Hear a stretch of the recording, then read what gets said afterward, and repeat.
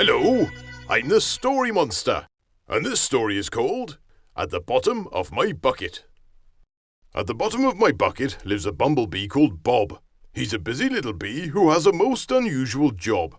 You see, Bob is a collector, just of things that start with B, not with any other letters such as F or A or C.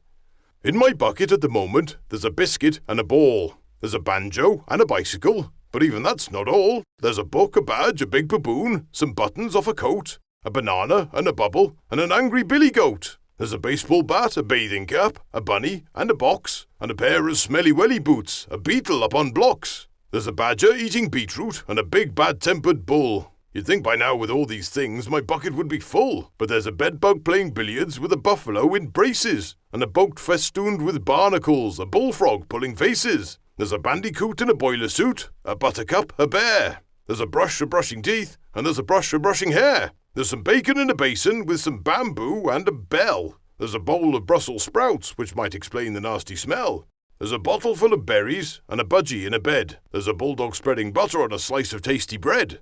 There's a belt around a buzzard and a bossy beagle hound. There's a big brass broken bugle horn that doesn't make a sound.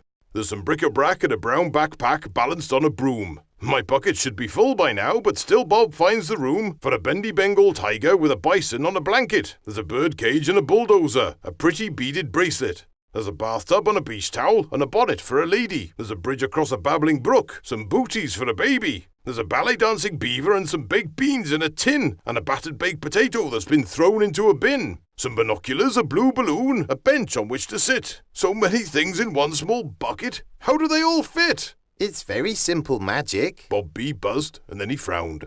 I've collected almost everything and written them all down, but I can't escape the feeling that there's something which I've missed, though I can't tell what on earth it is by looking at my list. A biscuit? I suggested, trying to help. He shook his head.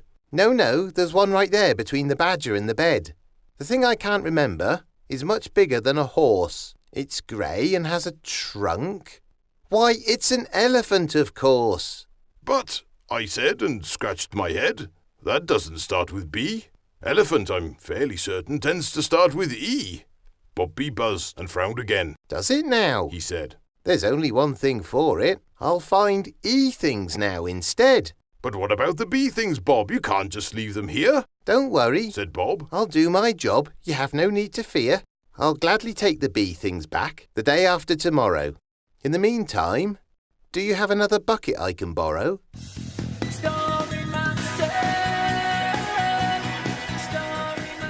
Thanks for listening. Goodbye for now.